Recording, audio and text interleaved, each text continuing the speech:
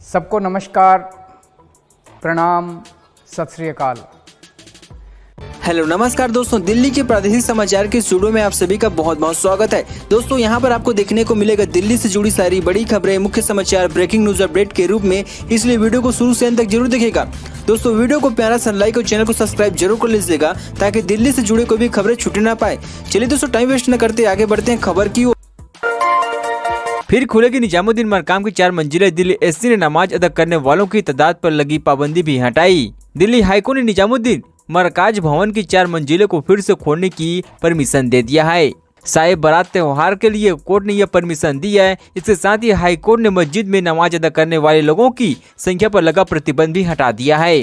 दरअसल मार्च 2020 में कोरोना महामारी के बीच तबलीगी जमानत का आयोजन किया गया था। तब से मरकज भवन की मस्जिद कथित तौर पर नियमों के उल्लंघन मामले में बंद की गई थी। अब दिल्ली हाई कोर्ट ने एक बार फिर से इसे खोलने की अनुमति दे दिया है। हालांकि इस फैसले के दौरान कोरोना नियमों का पालन करना अनिवार्य होगा। निजामुद्दीन मरकज में आयोजित तबलीगी जमानत कार्यक्रम और वहां पर विदेशियों के ठहरने के संबंध में कई एफआईआर दर्ज की गई थी। साल 2020 में महामारी रोग एक्ट, आपदा प्रबंधक एक्ट, विदेशी फैक्ट और आईपीसी के विभिन्न प्रावधानों के तहत यह प्राथमिकी दर्ज की गई थी। इस साल 15 मार्च को पुलिस ने दिल्ली वक्फ बोर्ड के आदेश पर बिल्डिंग को फिर से खोलने की अनुमति दे दिया है। निजामुद्दीन थाने के एसएचओ ने वक्फ बोर्ड के आवेदन पर अनुमति देते हुए कुछ शर्तें लगाई गई थी, जिसमें से एक बारात के लिए आने वाले लोगों की संख्या को 100 से कम तक सीमित करना शामिल था, जिसके बाद वक्फ बोर्ड ने कोर्ट का रुख किया था।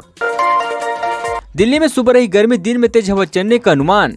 भारत विज्ञान मौसम विभाग द्वारा राष्ट्रीय राजधानी बुधवार को दिन की शुरुआत गर्मी के साथ हुई और शहर में इस महीने का सबसे अधिक न्यूनतम तापमान दर्ज किया गया। मौसम विज्ञान विभाग के अनुसार न्यूनतम तापमान मौसम के औसत से 5 डिग्री अधिक 20.5 डिग्री सेल्सियस दर्ज किया गया। विभाग के अधिकारी ने कहा है कि आज न्यूनतम तापमान सामान्य से 5 डिग्री अधिक 20.5 डिग्री सेल्सियस दर्ज किया गया है। यह इस महीने के अभी तक के सबसे अधिक न्यूनतम तापमान है। उन्होंने कहा कि दिन में आसमान मुख्यतः साफ रहेगा, शहर में तेज हवाएं चलेगी और हवा की गति 25 से 35 किलोमीटर प्रति घंटे के बीच रहेगी। बाकी दिनों में आसमान के लगभग साफ रहने का पूर्वानुमान है। मौसम विभाग ने बताया कि अधिकतम तापमान 35 डिग्री सेल्सियस के आसपास रहेगा। मंगलवार को अधिकतम तापमान सामान्य से 5 डिग्री अधिक 34.7 डिग्री सेल्सियस दर्ज किया गया था। मौसम विभाग ने बताया कि सुबह 8:30 बजे सापेक्ष आर्द्रता 81% रही।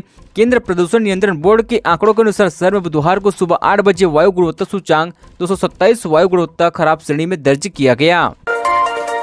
भड़काऊ बयान मामले में शारजील इमाम की मुश्किलें बढ़ी, चलेगा देशद्रोह का मुकदमा, आरोप तय। देश की राजधानी दिल्ली में कड़कनुमा कोर्ट ने मंगलवार को जवाहरलाल नेहरू और दिल्ली के जामिया इलाके में पूर्व छात्र इमाम द्वारा दिए गए कथित भड़काऊ भाषण के संबंध में शारजील इमाम के खिलाफ देशद्रोह के तहत आरोप तय किए गए हैं। कोर्ट ने कथित भड़काऊ भाषणों संबंधी एफआईआर में शारजील इमाम के खिलाफ आरोप तय किए हैं। शारजील इमाम के खिलाफ 2 समूहों के खिलाफ दुश्मनी को बढ़ावा देने, दुश्मनी भड़काने और देशद्रोह से संबंधित धाराओं के तहत आरोप तय किए गए हैं। दरअसल अतिरिक्त सत्र न्यायाधीश अमिताभ रावत ने मंगलवार को आदेश पारित किया। कोर्ट ने पहले अभियोजन और इमाम के बचाव पक्ष के वकील दोनों को सुनने के बाद आदेश सुरक्षित रख लिया था।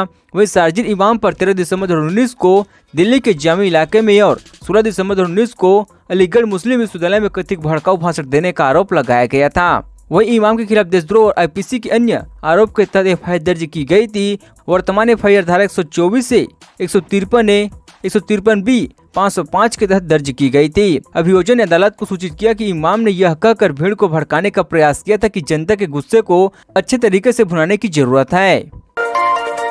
नोएडा के जीआईपी मॉल में द कश्मीर फाइल शो के दौरान मचा हंगामा, दर्शक ने जानबूझकर बंद करने का लगाया आरोप। दिल्ली के साथ सटे नोएडा के the great Indian place mall में मंगलवार रात द कश्मीर फाइल को लेकर बहुत हंगामा हुआ है। नोएडा जीपीए मॉल सिनेमाघर में बीच चल रहा द कश्मीर फाइल का शो अचानक से रुक गया। फिल्म देखने वाले दर्शकों ने इसको लेकर हंगामा किया और फिल्म को साजिशन रोकने की बात कही गई है। इस दौरान थिएटर मूवी देखने पहुंचे दर्शकों ने भारत माता की जय के नारे लगाए। हालांकि मौके पर पहुंची पुलिस ने मामला शांत करा दिया। इस दौरान जाकर दोबारा से मूवी को दोबारा से शुरू किया गया। दरअसल नोएडा पुलिस के मुताबिक बीते मंगलवार की रात को जीआईपी मॉल के सिनेमाघर में अचानक फिल्म द कश्मीर फाइल का संचालन रुक गया है। इसके बाद फिल्म देख रहे नाराज दर्शकों ने जमकर हंगामा काटा। मौके पर हिंदू संगठन के लोग भी पहुंच गए और मैनेजर एजा खान पर जानबूझकर फिल्म बंद करने का आरोप लगाया गया।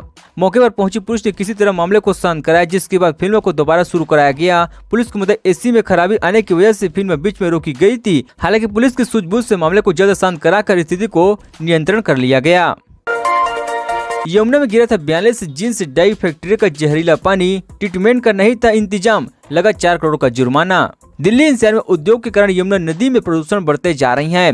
यमुना को प्रदूषित करने के लिए गाजियाबाद के क्षेत्रीय प्रदूषण नियंत्रण बोर्ड ने 42 जींस डाई और वॉशिंग फैक्ट्रियों पर 4.5 करोड़ रुपए का जुर्माना लगा दिया है। ये सभी फैक्ट्रियां लोनी के रूपनगर और आर्य नगर इंडस्ट्रियल एरिया में स्थित हैं। इसमें कई फैक्ट्रियों पर न तो संचालन का लाइसेंस और न ही इन्होंने प्रदूषण विभाग के NIC ली थी। फैक्ट्रियों से नाले में जो गंदा पानी जा रहा था वह सीधे यमुना नदी में जाकर गिर रहा था। दरअसल दिल्ली के RTI एक्टिविस्ट वरुण गुलाटी ने अपना सर्वे करने के बाद गाजियाबाद के लोनी क्षेत्र में ड्राइंग इकाइयों द्वारा प्रदूषण फैलाने की शिकायत की थी। वरुण गुलाटी ने बताया कि क्षेत्रीय प्रदूषण नियंत्रण बोर्ड ने उसकी RTI का जवाब दिया है। इससे 42 इकाइयों पर 4.5 करोड़ रुपए का जुर्माना लगाने की जानकारी दी है। टोरंटिका सिटी इलाके में चल रही फैक्ट्रियों के प्रदूषण पर भी जवाब मांगा था, जो अभी तक नहीं मिला है। वरुण के अनुसार फैक्ट्री में पानी विदाउट ट्रीटमेंट साइटिप में जा रहा है। साइटिप इस पानी को बिना ट्रीटमेंट किए जानवी ड्रेन में भेजे रही हैं और वहां से यह पानी हिडन नदी में डाले जा रही हैं। DMRC कर्मचारी दिखाई गजब की रफ्तार, गिनीज बुक में दर्ज हुआ नाम, 16 घंटे 2 मिनट में किया गया है कारनामा। देश की राजधानी दिल्ली में दिल्ली मेट्रो रेल निगम के कर्मचारी ने मेट्रो के सभी स्टेशनों पर सबसे कम समय में यात्रा करने का कीर्तिमान स्थापित किया है, जिसके लिए उनका नाम गिनीज बुक में दर्ज किया गया है। वहीं दिल्ली मेट्रो की ओर से मंगलवार को यह दावा किया गया कि फेसबुक पोस्ट में दिल्ली मेट्रो में कर्मचारी का चित्र साझा किया गया। इस दौरान चित्र में वह किसी मेट्रो स्टेशन के प्लेटफॉर्म पर खड़ा नजर रही है और उनके हाथों में प्रस्तावित पत्र साथ में है। दरअसल दिल्ली मेट्रो मुताबिक फेसबुक पोस्ट में कहा गया कि DMRC के कर्मचारी प्रफुल्ल सिंह ने मेट्रो के सभी स्टेशनों पर सबसे तेजी से यात्रा करने का कीर्तिमान बनाया, जिसके लिए उन्हें गिनीज बुक में जगह दी गई है। 348 किलोमीटर की यात्रा केवल 16 घंटे 2 मिनट में पूरी की है। वहीं DMRC परिवार के प्रफुल्ल की उपलब्धि पर काफी गर्व महसूस हो रही है। इस दौरान सूत्रों ने बताया कि सिंह ने इनके लिए उचित अनुमति ली थी। अब दिल्ली में भी उठी फिल्म द कश्मीर फाइल को टैक्स फ्री करने की मांग, यूपी गुजरात समेत कई राज्य कर चुके हैं ऐलान। जम्मू कश्मीर पर बनी द फिल्म कश्मीर फाइल को लेकर देश भर में हलचल है। उधर फिल्म के रिलीज के बाद कई राज्यों में टैक्स फ्री की जा रही है। इसी कड़ी में अब दिल्ली में भी फिल्म टैक्स फ्री करने की मांग उठ रही है। दक्षिण दिल्ली के नगर निगम के मेयर मुकेश सुरियान ने CM अरविंद केजरीवाल को पत्र लिखा है। मुकेश सुरियान ने पत्र में लिखा कि 11 मार्च को रिलीज हुए फिल्म द कश्मीर फाइल्स 1990 के दशक में कश्मीर पंडितों पर हुए जुल्म और अपने घरों को छोड़कर देश के दूसरे हिस्सों में पलायन के लिए मजबूर करने वाली सच्ची घटनाओं और कहानी के बारे में बताती है। फिल्म आम आदमी को उनके दर्द, परेशानी और अनुभव को दिल से महसूस करवाती है। इसके लिए इस फिल्म को टैक्स फ्री किया जाए ताकि आम आदमी भी फिल्म देख सके। JDU के पूर्व अध्यक्ष शरद यादव को हाईकोर्ट से तगड़ा झटका, 15 दिन में खाली करना पड़ेगा सरकारी बंगला। जनता दल यूनाइटेड के पूर्व अध्यक्ष शरद यादव की दिल्ली हाईकोर्ट से तगड़ा झटका लगा है। कोर्ट ने शरद यादव को राष्ट्रीय राजधानी दिल्ली में उनके कब्जे वाले सरकारी बंगले को 15 दिन के भीतर खाली करने का निर्देश दिया गया। दरअसल उन्हें 2017 में राज्यसभा सांसद के रूप में आयोजित घोषित कर दिया गया था। इसके बाद कोर्ट ने निर्देश दिया कि यादव ने 2017 में कई आधारों पर राज्यसभा सांसद ने अपनी योग्यता को चुनौती देते हुए उच्च न्यायालय का दरवाजा खटखटाया था। कार्यवाहक मुख्य न्यायाधीश विपिन सांघी और न्यायमूर्ति नवीन चावला की पीठ ने कहा कि यादव को अयोग्य ठहराए 4 साल से अधिक समय बीत चुका है और उनके लिए सरकारी आवास बनाए रखने का कोई औपचारिक नहीं है। हाईकोर्ट ने कहा कि वह याचिका पर फैसला आने तक 15 दिसंबर 2017 को एकल न्यायाधीश द्वारा पारित अंतरिम आदेश को जारी रखने के लिए इच्छुक नहीं था, जिसके द्वारा उसके तुगलक रोड पर अपने आधिकारिक निवास के उपयोग सहित एक सांसद की आधिकारिक सुविधाओं का लाभ उठाने की अनुमति दी गई थी।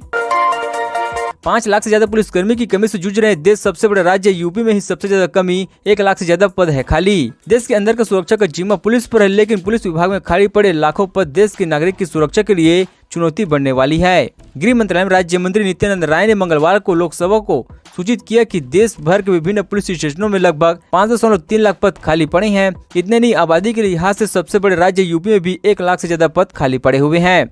राय ने देश भर के पुलिस थानों में रिक्त पदों पर भारतीय जननायक कांची के सांसद डॉक्टर TR परिवेंद्र के प्रश्न के खिलाफ उत्तर में बताया है। न्यूज एजेंसी ANI के मुताबिक गृह मंत्रालय में राज्य मंत्री नित्यानंद राय ने अपने जवाब में कहा कि पुलिस अनुसंधान और विकास ब्यूरो द्वारा संकलित पुलिस संगठनों के आंकड़ों के अनुसार पुलिस की स्वीकृति संख्या 26,23,225 है। वर्तमान वास्तविक संख्या 20,91,488 और 1 जनवरी 2020 तक 5,31,737 रिक्त पद खाली है। CM भूपेश बघेल आज विधायकों संग देखेंगे द कश्मीर फाइल्स, बोले केंद्र सरकार पूरे देश में फिल्म करे टैक्स फ्री। जम्मू कश्मीर पर बनी फिल्म द कश्मीर फाइल्स लगातार सुर्खियां बटोर रही है। भारतीय जनता पार्टी शासित राज्यों में इस फिल्म को खूब समर्थन मिल रही है। उत्तर प्रदेश समेत कई राज्यों में फिल्म टैक्स फ्री कर दी गई है। वही छत्तीसगढ़ के मुख्यमंत्री भूपेश बघेल ने बुधवार को विधानसभा के सभी विधायकों को फिल्म कश्मीर फाइल देखने के लिए आमंत्रित किया। उन्होंने कहा कि बीजेपी के नेतृत्व वाली केंद्र सरकार को पूरे देश में फिल्म को कर मुक्त करना चाहिए।